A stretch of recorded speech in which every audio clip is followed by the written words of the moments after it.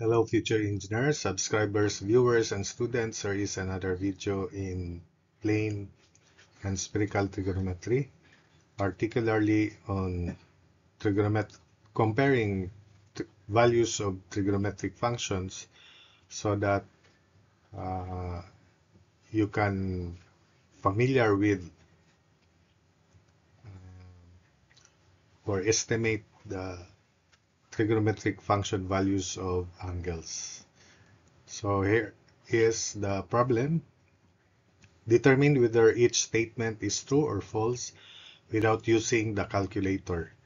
So take note that our guide here is the fact that the sine function is decreasing or increasing rather from 0 to 1 between 0 degree and 90 degrees. So this is our guide. Sine function increases from 0 to 1. In fact, sine of 0 is 0 and sine of 30 degrees is 1/2 or 0.5.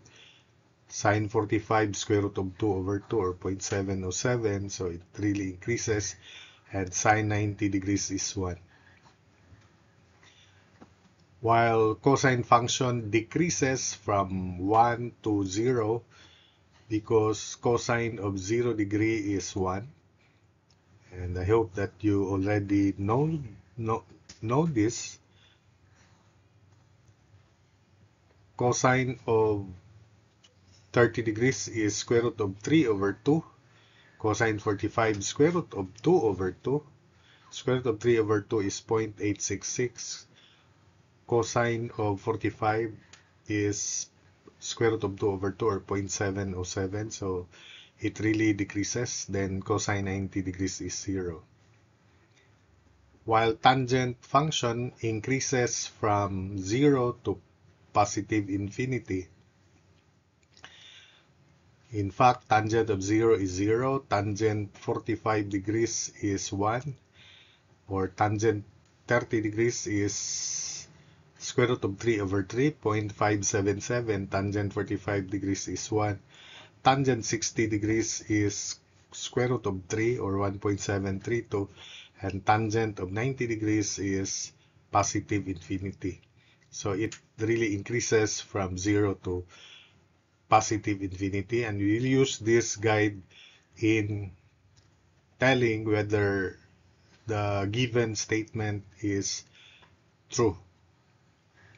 So sine 48 degrees is greater than sine 42. Is this statement true?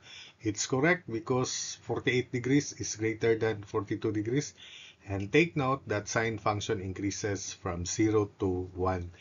So because 48 degree angle is greater than 42 degree angle, so that statement is true. Of course, if you want to check, you check using your calculator. But let's practice using our brains, of course, in answering these statements without the calculator. So A is true. B sine 45.5 degrees is less than cosine 45.5 degrees. We have same angle, and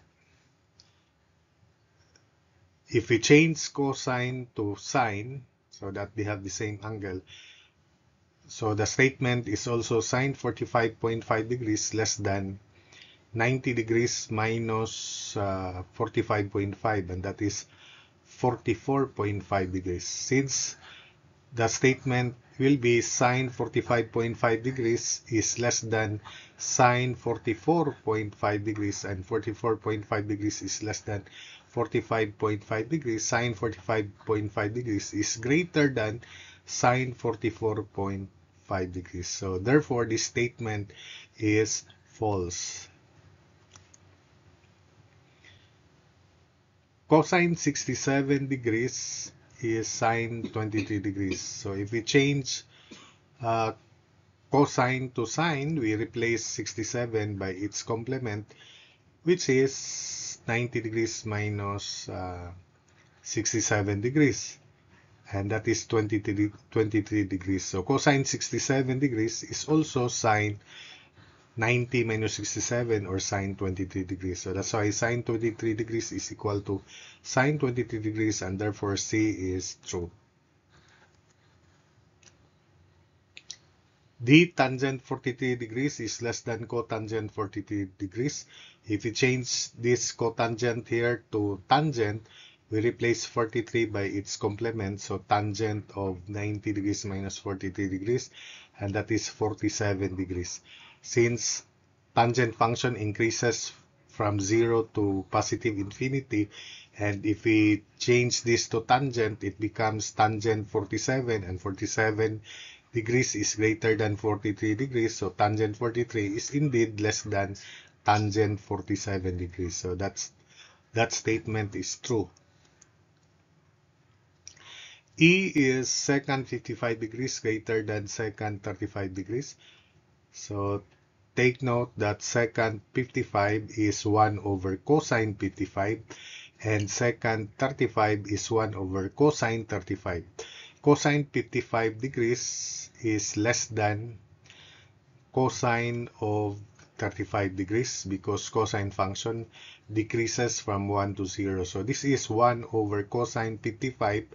The denominator is less, so the 1 over less denominator would be greater value than 1 over cosine 35 because the denominator is greater than the denominator in the left. So therefore, 1 over cosine 55 is indeed, this is greater than 1 over cosine 35. So E is also true. F, tangent 45 degrees, since this is a common angle, that is 1, we know that.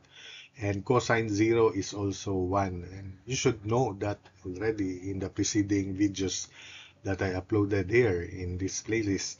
So therefore, tangent 45 equals cosine 0 degree. 1 equals 1 supposedly. Therefore, it contradicts that statement. Tangent 45 is greater than cosine 0. So that statement is false. Tangent 35 degrees is greater than cotangent 34 degrees. If we change this to tangent, this is tangent of 90 minus 34 degrees, and 90 degrees minus 34 degrees is 56 degrees, and 56 degrees is greater than 35 degrees. We know that tangent function increases from 1 to infinity. So therefore, tangent 35 is supposedly less than tangent 56 degrees. So therefore, that statement is false. So tangent 35, this is the equivalent statement, and since tangent 56 is supposedly greater than tangent 35, so that's why this is false. H, cotangent 25 is greater than tangent 55. If you replace cotangent to tangent, so it is tangent of 90 minus 25 degrees, which is tangent of 65, and tangent 65 degrees, 65 is greater than 55, so that statement is correct. So tangent 65 degrees is greater than tangent 55, so this is true. This is 1 over sine 40 degrees less than 1 over sine 44, that's the statement. Or this is cosecant 50 degrees is less than cosecant 44. So 1 over sine 50, the denominator is greater. So 1 over greater denominator is lesser value than 1 over sine 44. So comparing sine 50 and sine 44, sine 44 is greater. So 1 over greater denominator is less than 1 over smaller denominator. This is bigger. So this statement is correct. So that's true.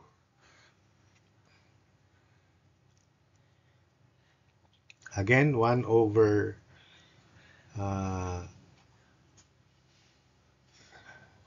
sorry. This is cosecant of 40, the original.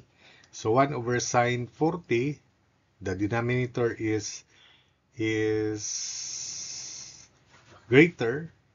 The denominator sine 40 is lesser. So this cosecant of 40 degrees is greater than 1 over sine 44 because sine 44 is greater than sine 40. So therefore, 1 over sine 40 or cosecant 40 degrees is supposedly greater than cosecant of 44. So that is why this is false. It should be greater. Then j secant of 20 is 1 over cosine 20 less than 1 over cosine 19. Cosine 20 is less because cosine function decreases from 1 to 0. So 1 over cosine 20, because cosine 20 is lesser than 1 over cosine 19, cosine 19 is greater. Therefore, secant 20 is greater than secant of 19, or 1 over cosine 20 should be greater than 1 over cosine 90 degrees. So therefore, that is also false.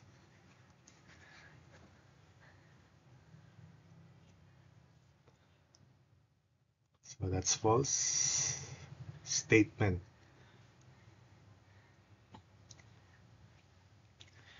So we proceed next to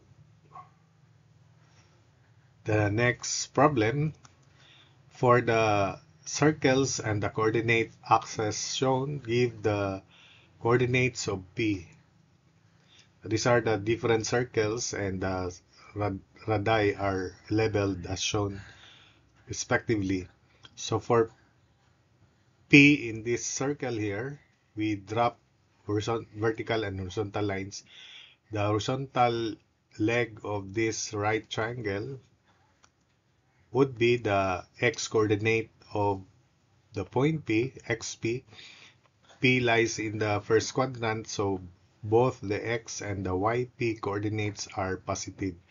So the adjacent side, because the measure of the angle is 30 degrees, so cosine, that's positive counterclockwise, so 30 degrees. Cosine 30 degrees is xp divided by hypotenuse 4. So xp over 4. Cosine 30 is square root of 3 over 2. I hope that you know that already without the calculator. So supposedly there's no calculator involved here. Cross multiply xp is 2 square root of 3. Then the yp, which is this, which is positive, sine 30 degrees is yp over 4. Sine 30 degrees is 1/2, and I hope that you already know that. So 1/2 equals yp over 4. Cross multiply 4 times 1/2 is 2. So yp is 2. Therefore, the coordinates of B in this first circle here at A would be 2 square root of 3, 2. For B, the radius is 6. We drop again vertical and horizontal legs represented by this yellow colored lines, and these are the sides of this triangle, right triangle. The x coordinate xp is this adjacent side of 60 degrees, and the y coordinate is yp is the opposite to 60 degrees.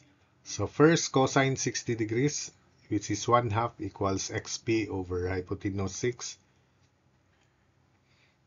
And since cosine 60 degrees is 1/2, so 1/2 equals xp over 6. Xp therefore is 6 times 1/2, and that is 3. Sine of 60 degrees is opposite yp over 6 hypotenuse. Sine 60 is square root of 3 over 2 equals yp over 6. Cross multiply, yp is 3 square root of 3. Therefore, the coordinates of B for this second circle B here is at 3, 3 square root of 3.